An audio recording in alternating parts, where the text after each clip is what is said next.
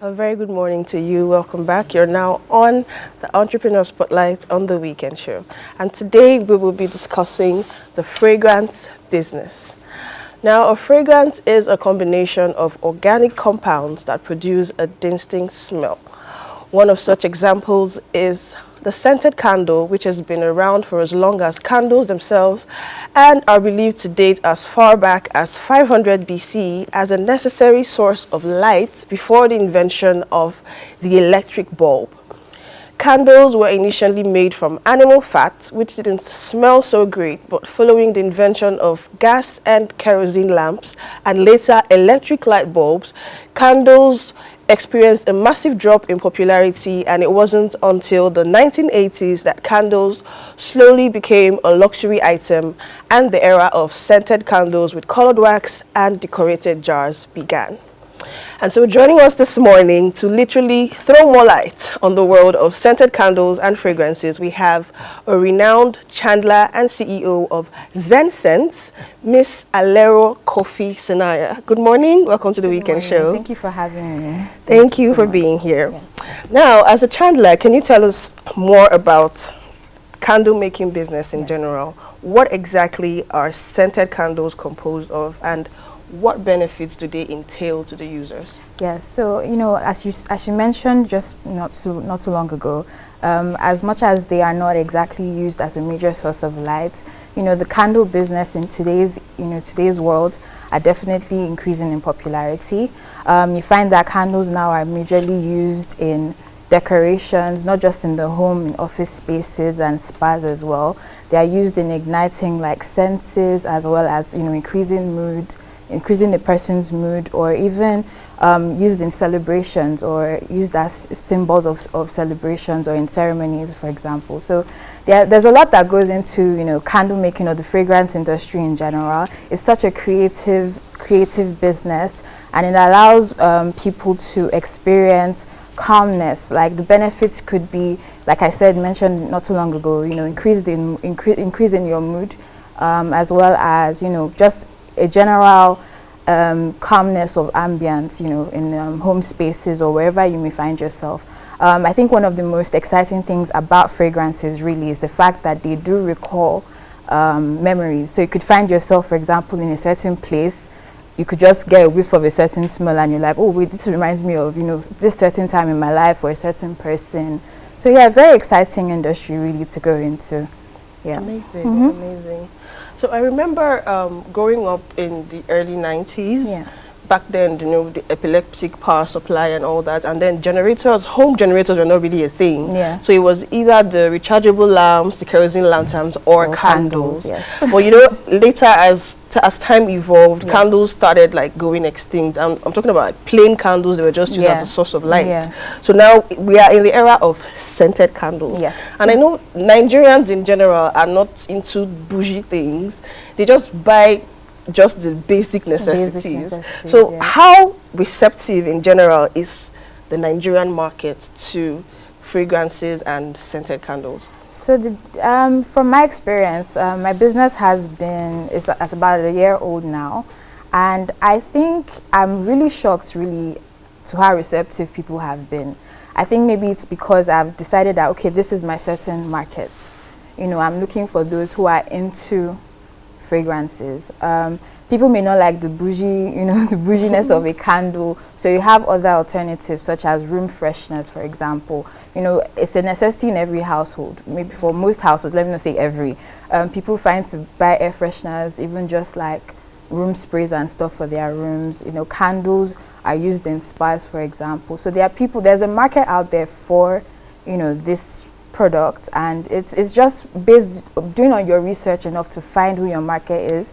I find that I've had orders, people ordering from Kano, people ordering from different parts of Nigeria. So it's been really exciting to see that people actually want these things, and it's now my job to make sure it's available to them how they want it and when they do want it. So I think it's pretty, I find in Abuja, for example, now I started in Lagos. In Abuja, for example, people are more into you know, you have the incense, Incense, for yes. yeah, so incense. But in that case, you know, there's a market for it here. But there are also people who are not into such strong smells that incense do produce, and you know, rather have candles or diffusers. So there's definitely a market. I wouldn't really say it's not so receptive, but yeah, it is, I think. Okay. I would disagree just slightly, just slightly, Okay. yeah. Okay. Yeah. So, like you said, this brings me to my next question. In Abuja, people are more into incense, stronger smells, oud smells, and all the rest. Yes. And then going further to your average home, you see more of air fresheners. You see more of the good old camphor, you know, Yeah, of the course. sublime ones. Yeah. And then diffusers. I think diffusers just became a thing quite recently. Yeah. So, as the CEO of Zen Scents now, what makes your product stand out from other similar fragrance products we have in the market? Okay, with Zen Sense, you know, that's my baby, that's my child. I like to describe it as, you know, a little bit of science, a little bit of art, and a lot of magic. I put my heart into every product that I make. And I'm a big believer in living a Zen lifestyle, hence the name Zen Sense. You know, the name basically this is a term used to describe a sense of peace, calmness, and I'm very big on that, as well as, you know, personal growth, as well as, you know, your internal and external growth. So with Zen Sense, I've realized that I'd want my brand to basically scream peace, if that makes sense, scream peace. So a lot of what I've done with producing branding my product is to give off the, you know, idea of this is you in a jar or in a bottle or whatever, you know, vessel I'm using, and I allow people make decisions on what kind of fragrances that they do want. I was about to come exactly, to that and as much as I have my, you know, signature scents, people are very peculiar in what they do like. So I find that I'm able to allow people decide, okay, I want to mix this scent and this scent. I don't want this one, I don't like the smell of that. So it's very important for you to listen to your customers and understand that, you know, this is what they want, and not be so selfish in making, because I struggled with that a lot, you know, when I was just starting. I wanted to make things that I liked. I'm like, well, not everyone's gonna like what I like, you know what I mean? So also I use a lot of essential oils. Essential oils are very beneficial health-wise. They do help in reducing brain activity or calming brain activity, as well as, you know, what's it called? Tackling depression, as well as just generally allowing for a calm environment. So as well as using naturally biodegradable wax, I use soy wax. There are different kinds of waxes you could use in making a candle. But I try to use something that's safe for the environment, as well as the person who's using or burning whatever candle that they do have, as well as easy cleanup. You know, that it can get very messy if people don't know what to do. On my Instagram page, you would find that I educate people a lot on how to use a product. So I'm not just giving you, okay, this is a candle, go and burn it. Okay. So you understand, yeah, these are the amount of days or the amount of time you should be burning your candle to, you know, enjoy your product even more. And yeah, so I think that's what makes me different, I think, yeah. Great, amazing. So you mentioned that your business has gone commercial for about a year now. Yes. So as a Chandler and as a CEO in a fast-rising business now, what are some of the challenges you face in a fast-rising business like candle making? I think with candle, or just building a business in Nigeria is very different from building it in any other part of the world. Yeah. You cannot use the same business model that you find in other parts of the world in Nigeria. There are so many things you need to put into consideration. For example, you need to think of logistics. I ran away from Lagos because of traffic, but I'm meeting traffic in Abuja. You also need to worry about pricing, you know, with the devaluation of the Naira. It's very difficult. I'm not going to lie to you. It's very difficult, but you need to be sure of your brand, and you need to understand that it's important to know the quality of what you're giving to the people. So pricing would play a big part in that as well. Competition, in this sense, I think living in Nigeria, your connection matters a lot. It's not just the quality of your products. And also with the candle business, it's difficult to sell a smell online. I say this to people all the time, and that's what I'm doing. So it's been very, very hard. So it's important to make the right connections, put yourself out there, market your products, places that people will be able to sit and actually see and actually test your product, not just take your word for it. Like I said, people like different things. They're like, oh, I've had people try to order and be like, oh, can I smell it before buying? I'm like, I can't exactly send it to you first to smell it, you know.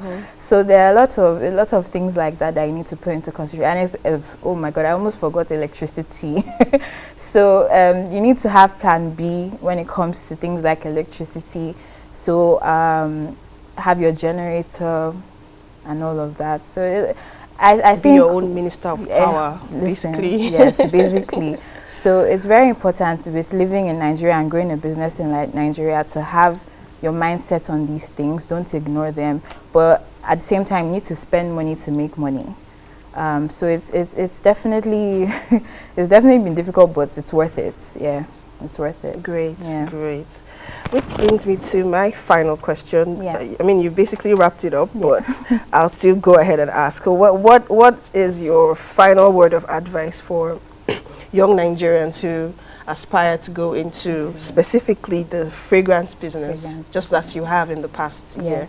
So, like I said just now, you need to spend money to make money. It's very important that you love what you do, and arm yourself with knowledge on the business, so you know what you're doing and you know how to explain to people what you're doing. Also very important to surround yourself with people who are very supportive, and know your brand and have faith in your brand, believe in your brand, because you'll find that there'll be lots of disappointments along the way. But as long as you know what you're bringing to the table and what you're providing the public with, I think it's going to be very difficult for people to shut you down so easily, you know. So I think, it definitely, you hear a lot of no's. As I've heard, trust me, I've heard so many, I'm sorry, no, not right now. But you know, you need to have faith and keep going. Just keep going, keep trying, and it will definitely pay off in the end, I think, Wow, so that's great, it. Great. So much encouragement coming Yes, from you. yes, Thank you so much. No Thank you so much, Ms. Thank Alera, you. for coming on the show. Thank you We hope so to much. see you on subsequent episodes of the Weekend Hopefully. Show. Thank you so much. Well, there you have it, people. Miss Alera Kofi Sanaya, CEO of ZenSense. And you can reach out to her on Instagram on zen.sense_, right? You can make your orders via DMs and other social media channels that she has. Amazing candles, fragrances, diffusers, and all the rest. Well, it's a wrap on the Entrepreneur Spotlight on the Weekend Show, but don't go anywhere, because up next we still have entertainment, sports, and politics. I'm Tenda Chimelu. Stay tuned to the Weekend Show.